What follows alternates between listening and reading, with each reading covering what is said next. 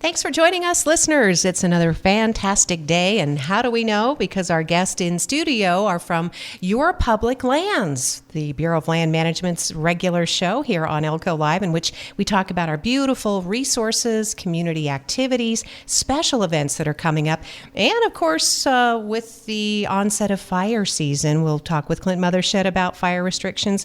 Welcome to Clint. Thanks for being here today, and welcome to Sheryl and Amanda from the California Trail Interpretive Center. Great to see you, Amanda. You brought with you our new supervisory park ranger, Sheryl Miller, today, too. I sure did, and she has lots of fun stuff to tell us about today, what we've got going on out at the center. First and foremost, it's May. That means we're open 7 days a week. I love it when the spring comes around. So I'll pass it over to Sheryl in just a moment, but I do want to tell you about some of our programs that we have this May out at the Trail Center. So like I said, we're open 7 days a week now, and due to that, we will be having extra programming on Fridays. So that is something that everybody can look forward to. Today, right now, they are doing an interpretive hike with Ranger Glenn. So he's going to be talking about some of the animals in our area. Hopefully, he's got a big group of people out there right now for that. If you did miss this hike, don't worry. We have one tomorrow. Macy from Nevada Outdoor Schools is going to be doing a Signs of Spring hike and nature journaling. So you guys come out and you can get a free journal for that. She'll be teaching tips and techniques for nature journaling, and then we have stuff so that you can design and decorate your own free journal. So that is tomorrow out at the Trail Center.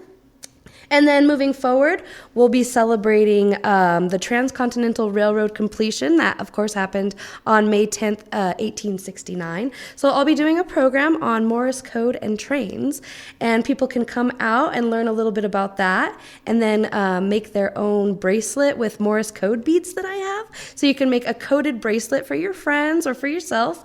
That is something that I'm really looking forward to. We have World Migratory Bird Day. So many things to celebrate in May. I know, and even just to do, like you said, this weekend, it's fantastic. Everybody's kind of getting in the groove again. Yes, I love it. So even the birds are getting in the groove, and Ranger Evie wants to tell everybody about what they are up to.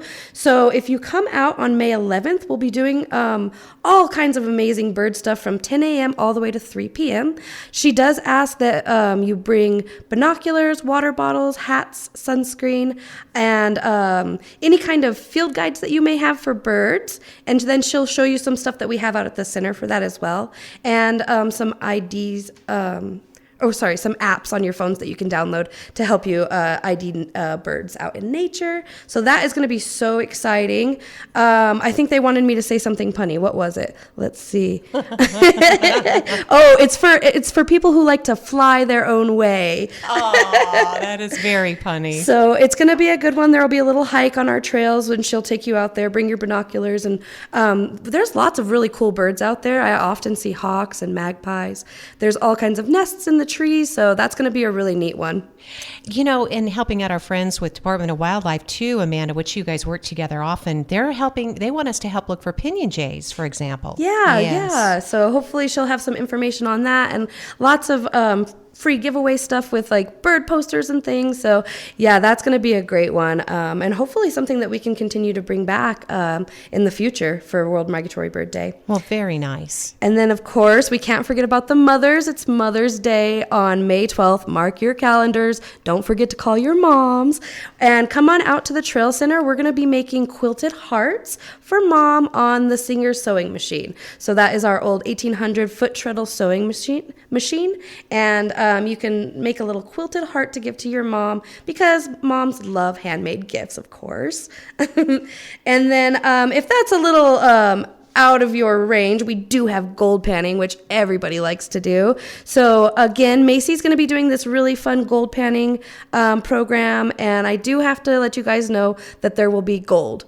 Fool's gold. Oh, I was gonna say, wait, has anybody told Nevada Gold Mines? Because they'll be right there. Right? No kidding. We got to keep them out of this one. Yeah, that's right. No, yeah, come on out to the Trail Center on May 17th for the gold panning program.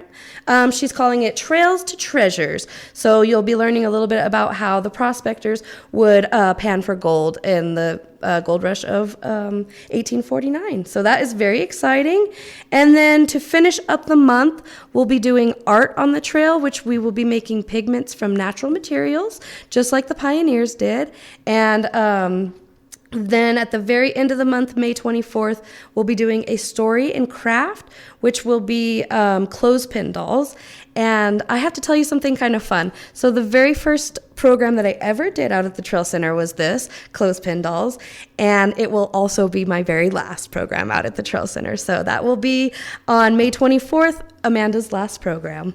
Oh, and we are going to be so sad to see you go, but I hope you'll tell listeners that you are headed for exciting, great adventures. Yes, absolutely, I am. Yeah. So I'm looking forward to that, but it's just so bittersweet saying goodbye. Yeah, and you know, a lot of you, I don't think you realize the difference that you've made in the lives of people who are looking for this kind of experience, children, especially, Amanda, families. You know, the Trail Center is offered free of charge. People do make an effort to get there, and once they get there, they just find so much joy and friendliness and passion.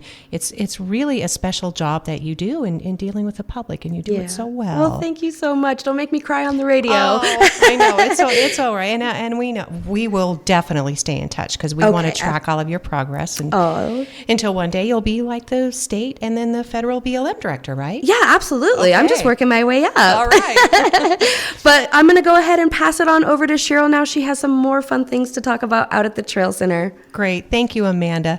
And Sheryl, it's really pretty cool, you got to admit, when you have a colleague like Amanda who, you know, has so much passion for what she does. And I know you'll miss her, but I know you are well equipped for this as well. So thank you, Sheryl. I'm so excited to be on the team, but also so sad to see Amanda go. She's taught me so much in the few weeks that I've been here that I just feel so lucky to have been able to spend time with her. So she'll be missed, but I'm just so excited to be here. So yeah, she is an infectious, loving personality. So definitely. Well, with that in mind, you've got your own list of stuff. Sheryl is a supervisory park ranger and came here with just as much passion in her heart and never even having been to Elko before. So exciting, just like the pioneers. Absolutely. I'm a pioneer in my own way. I'd never thought about that. Thanks for saying it that way. I'm really excited to be here in Elko. I'm loving it so far. And what I'm really looking forward to is my very first trail days. So I'm going to talk a little bit about our trail days coming up here. It's our biggest event of the entire year. It's going to happen on June 1st and June 2nd. It's going to start at 10 a.m. and it's going to end at 4 p.m. both days. You're welcome to come out during any period of the day. You don't have to come at any certain time. It's set up so that people can come in for a lot of time or a little time, both days, one day, whatever you've got time for. Bring your friends, bring your family, come out and immerse yourself in the pioneer experience. I know I will be. We look forward to this event. I can remember the very first California Trail Days, Sheryl, when there was no center. We all just went out in the sagebrush on the site to celebrate Trail Days. Wow. Well, this year we'll have bathrooms and running water and somewhere to get out of the wind as well. So I feel very lucky to have the center there to go into as well. Yeah, we had so much spirit and enthusiasm even back then when the Trail Center was just an idea. And we have this wonderful foundation and people who continue to support it. So some of the typical events and activities that a family might find, because they do vary from year to year. Sure. Yeah. So we've got some fresh faces, but also some old favorites that will be out at Trail Days. So of course, everything out at Trail Days is going to be free. So you don't have to worry about that. We're going to have fun for all ages, and a diversity of experiences will be available. We'll of course have our living history demonstrations that everyone looks forward to. We will have wagon rides. So if you wanted to take a ride in a real wagon for free, you can come out and check that out while we're there. We will have a Pioneer Living Craft Corral. So living artisans of Pioneer crafts will be out there, and if you're lucky, you might get to help them or make a craft as well. And it will be a wonderful opportunity to get outside, enjoy the beautiful summer weather.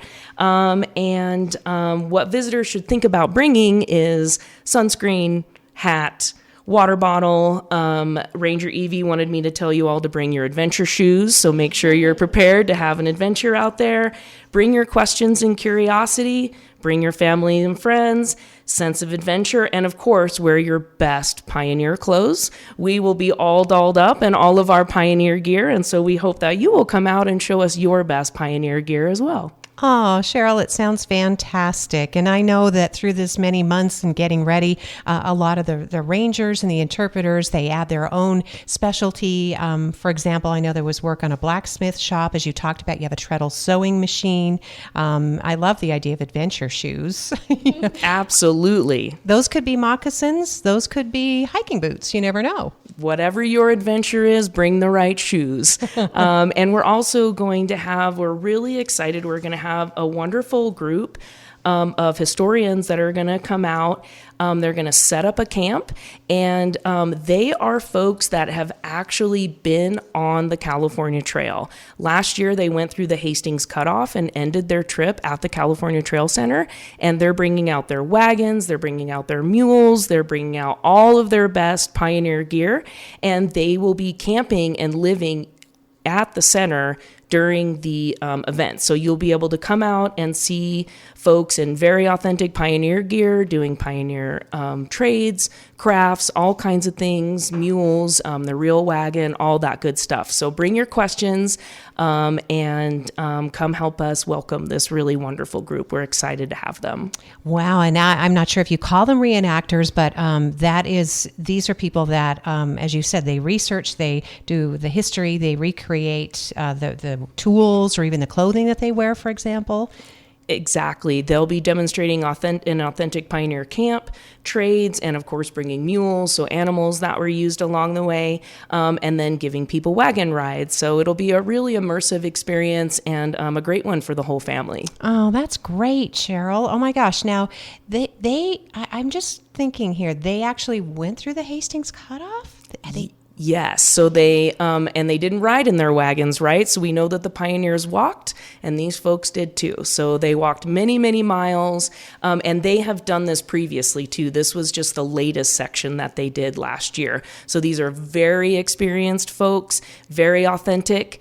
And so will be able to give us a really good view of what it was like to live as a pioneer on the trail. Wow, that is fantastic. Just out there with, the Humboldt River and, of course, the sagebrush and all the different animals and the starry, starry nights and then that blazing hot sun. Yeah, because that's better than the snow, though, because we know that's the other story that can be told at the California Trail Center. Yeah. That is part of the story. It's a complicated story. It's beautiful. It's tragic, and it's all part of this incredible fabric that we call the American dream. Oh, thanks, Sheryl. You can tell you are great at your job. Supervisory Park Ranger Sheryl Miller talking about California Trail Interpretive Center Trail Days, June 1st and 2nd, 10 a.m. to 4 p.m. both days. It is free. Oh, one thing sometimes people ask, will there be food? Do you bring a picnic lunch? And then we can switch over to Clint. Yeah. Absolutely. Feel free to bring a picnic lunch, but also we will have at least one food truck.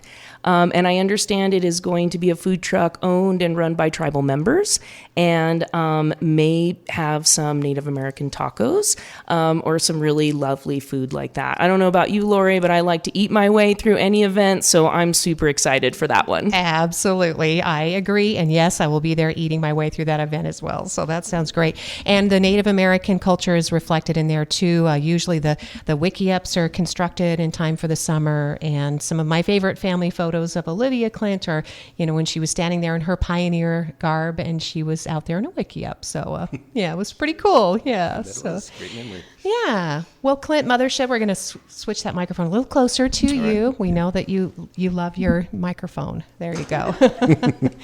Well, and Sheryl, thanks. And again, Amanda, we might even have some time to close up with them a little bit too. We do have a lot to get through about fire mitigation, the education that you're doing and the work that you're reminding people of our responsibilities to help make our properties fire safe. In fact, just May 1st, just this week, there is a fire prevention order that's been issued, right, Clint? Yes, the Nevada State Office issued this. Encompasses all Department of Interior land, so that's not just BLM. It does go into Bureau of Reclamation, and some other agencies as well. But essentially, it's centered around shooting, and what we have seen an uptick in every year about this time is folks in certain areas, they'd like to go out and shoot their weapons. It's finally nice. They can get out of the house, get rid of kick the cabin fever down the road till next winter, and they go out and start shooting, and they end up shooting a hard target, like some metal or even rocks, in their backdrop, and just the kinetic energy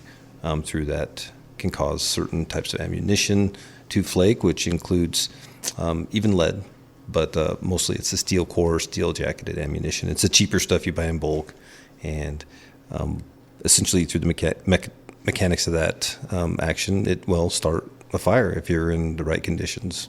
We're not quite yet there for those conditions, but probably soon enough we're going to be seeing them. So we like to get ahead of the game. It's preventing, not reacting. So we do things a little bit in advance to get the public used to or accustomed to certain ways. Because, Clint, we do know the majority of our fires are human starts, right? Yeah, I mean, it ranges from year to year. It could be 40% human, all the way up to 70% human. It just depends on the year. This year, yes, we will see, anticipating, unfortunately, quite a few fires, more than we've seen in the last few years. And that's because of combination of conditions and then fuels, right? Yes, so we've had a couple really wet winters. Last winter, 2 winters ago, as people remember, it's hard to forget. There was a lot of moisture there. And this winter we had it was a wet winter, but it was a little bit milder, and we have a lot of carryover fuels. So a lot of the grass that grew 2 years ago, it's still standing. It's just dead, dormant. And we've got a lot of new growth coming up. And so the forecast right now, it's not really a mixed bag, but we'll see how it goes. But what our forecasters are saying is that we are still moving out of El Nino, more to neutral conditions on our way to La Nina.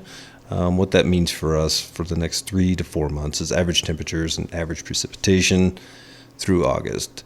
The issue with that is that we're just going to have a lot more fine fuel. And once we get into July, more than likely cheatgrass and a lot of the native grasses are going to be cured out and ripe for taking heat sources or flame or whatever it may be. And it makes our fires, they're a little bit more erratic. They move a little bit faster, they're more intense. And it's not like every fire is just around the corner when our resources have to go to something. It might be an hour before someone actually gets there, and they're just out there burning. So yeah, we're asking people this summer to be very cognizant of what they're doing out there. Definitely go out and recreate and enjoy, but make sure you always have an escape route when you go in to do something. If you do see a fire, please, you can get just patched through 911 if that's the preferred way, and they'll send you to the right dispatch center. We can get resources there, but they don't want to know some information such as the location, what direction are you looking, and sometimes it's confusing for the public. They get spun around when they're out there, but just do your best. Say you see mountain ranges or I was on this road, and our dispatchers will be able to kind of pinpoint the general location, and then we typically send aircraft, and that'll get that first. There's a lot of technology, right, that we're able to use. There's some cameras in some places. Oh, yeah, we've got a lot of stuff at our disposal. We have products that NASA uses. I mean, we have satellites that fly over that detect heat, like minute heat sources. So we'll get lightning and wait about 3 days, and you can request this pass over, and it'll detect small little smoldering fires, Smoldering right? fires, yeah, it's pretty impressive. Because those smoldering fires, they can be so extremely destructive. They take off, and especially in these conditions. So things that people can carry if you like to go out in the backcountry. I mean, even if you're just heading out to California Trail Center, then having the right kind of tools on hand. You listed a shovel, 5 gallons of water, and even a fire extinguisher. Yeah, I mean, I think a lot of people probably have that with their ensemble that they take out there anyway, be it in the camp trailer or on their UTV. But yes, please have at the least that, and just be aware what you're doing. Stay off of or stay on the beaten path. Please don't be driving out into the brush and boonie stomping, as they would say.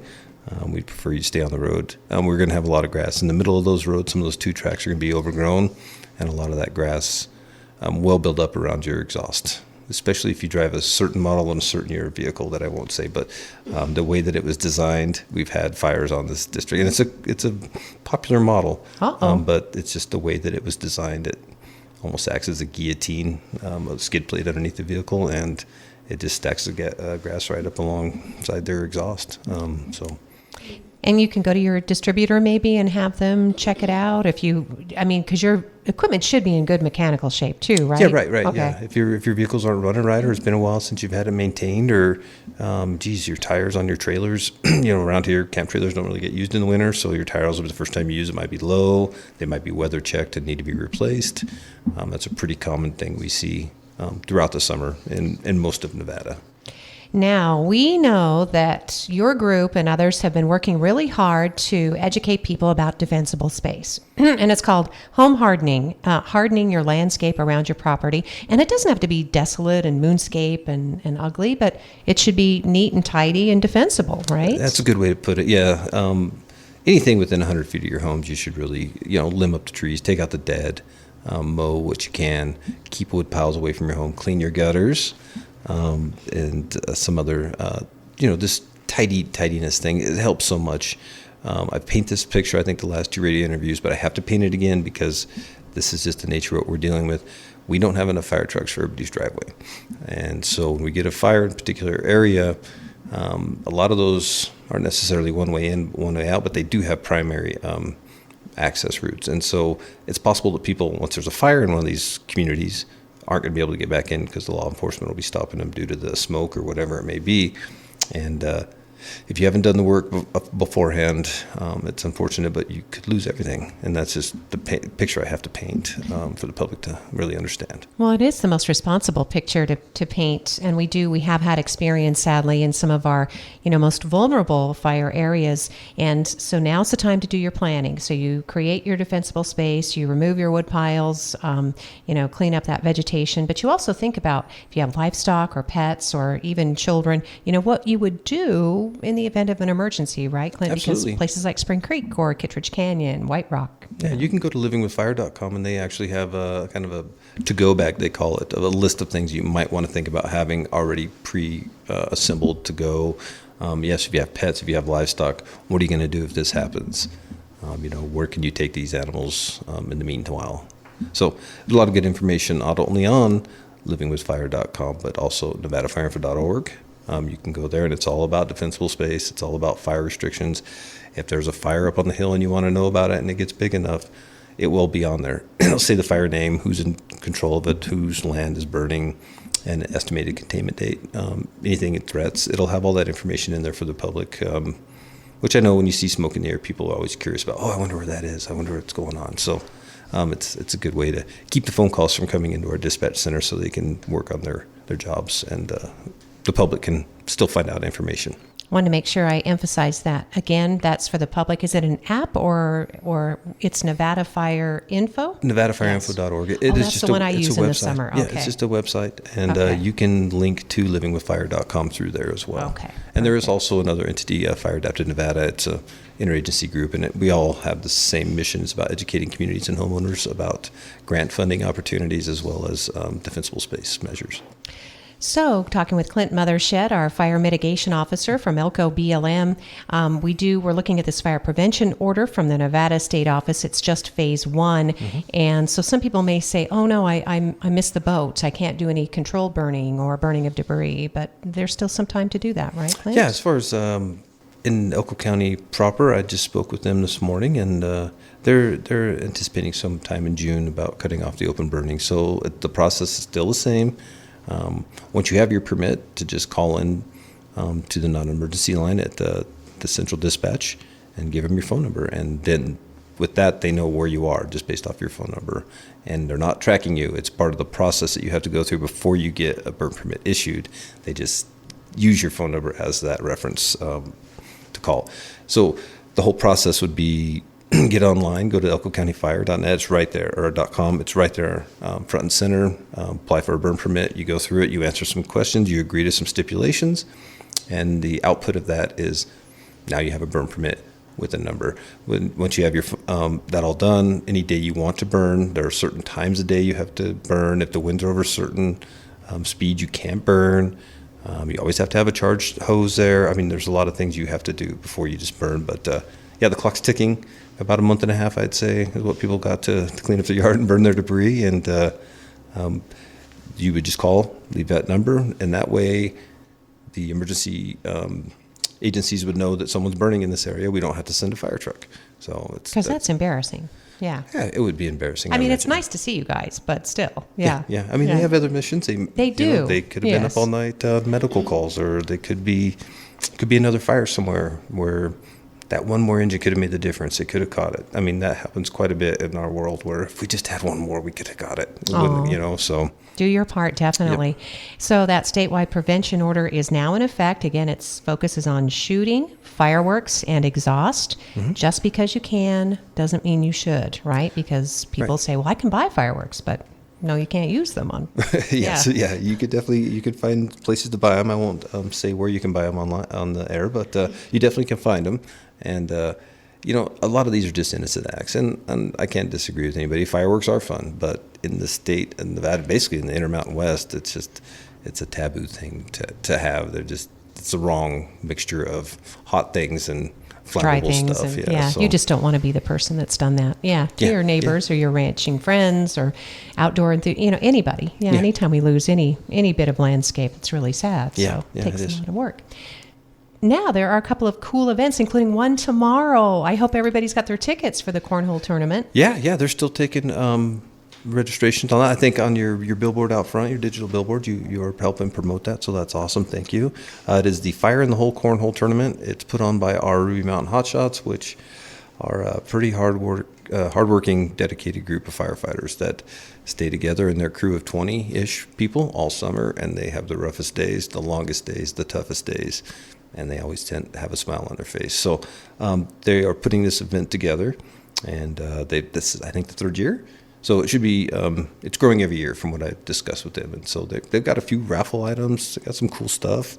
They have about 10 teams registered now. They're hoping to get about 40, and it'll be at the Elko Basque Hall tomorrow. You'll be able to find it online. Again, it's the Fire in the Hole Cornhole Tournament. So. And 100% of the proceeds benefit the Firefighter Foundation. It's like a burn fund, right? Yes, they go to the Wildland Firefighter Foundation. That foundation can help with that. Mainly, if people are burned on incident, the agencies will help cover that. But it's really for the families of stricken firefighters, to support the families. If someone got burned, maybe they can help pay for the rooms where they're at the burn center. If someone unfortunately loses their life, they dedicate a lot of time, money, and resources to that family just to help them out. So, it's an amazing cause. Worthwhile thing, yeah. Yeah, definitely. And as you mentioned, this is a happy group. They celebrate when they're not working. They like to have fun, and they love to share that with the community. So yeah, and a lot of them aren't even from here. I mean, but they do embrace the community, and they're putting their best foot forward, which I think they're doing an excellent job at of putting on this event. Great. So that starts at 11 tomorrow, Fire in the Hole Cornhole Tournament at the Elko Bass Clubhouse. Yep, and then obviously everybody knows, hopefully, Mother's Day weekend is, as Amanda said, next weekend. So don't forget about your mothers. And then also at there's Elko Home Show at the Convention Center, and we will have a booth there with some more defensible space materials and probably some stuff for the kids to get them outdoors. You have cool swag, too. I got some pretty cool stuff here. Clint always picks out great swag. I don't know. Good job, Clint. Thank you so much. We're so lucky to have you in this position, really. I mean, everybody sitting here could be somewhere, anywhere on the planet doing this, but you choose to be here, and it makes a huge difference. So, It's easier for me. It's been my home for a long, long time. So yeah. But you've traveled, and you know it's your home. That's the thing. Yeah. Did we get to all your topics today, Clint? I think so, yes. Again, just reiterating, defensible space, about a month and a half, we're probably going to start picking up with fires, and to go to nevadafireinfo.org or livingwithfire.com for information on how to make your home hardened, as you would say. Well, thank you, Clint Mothershed, our fire mitigation specialist. He's also, an investigator with the agency. He works hard on education, and we appreciate what you do, all your year-round efforts, Clint. So thanks so much. Thank you.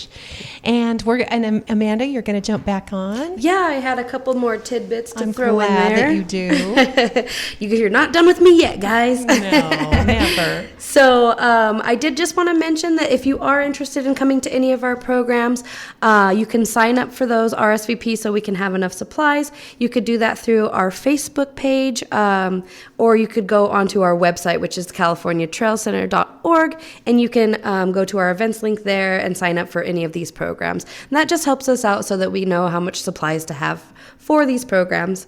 I was going to mention that we will be at the Cinco de Mayo parade tomorrow. Nice. And so if you guys want to come on out and see us in our wagon and in our pioneer clothes and that, and then afterwards head to the Fire in the Hole tournament, that's going to be super fun. I wish I was off for that one too.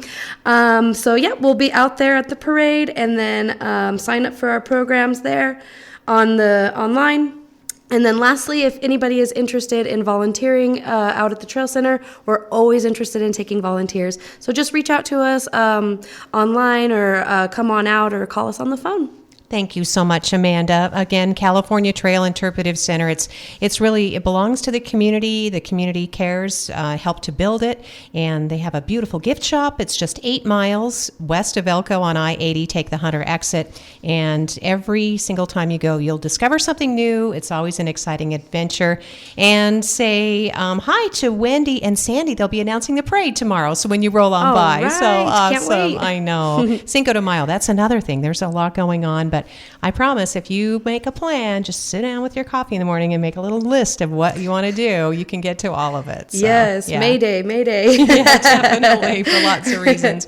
Well, Amanda, we'll be keeping track of you, and you always have a home with us here at Elko Broadcasting Company anytime you need anything. So we're here. All right. Awesome. Thank you, Lori. Thank you so much. Thank you, Amanda Halsey, California Trail Interpretive Center, Sheryl Miller, our Supervisory Park Ranger, Clint Mothershed, BLM Fire Mitigation Specialist. Thanks, all of you. Have a great weekend.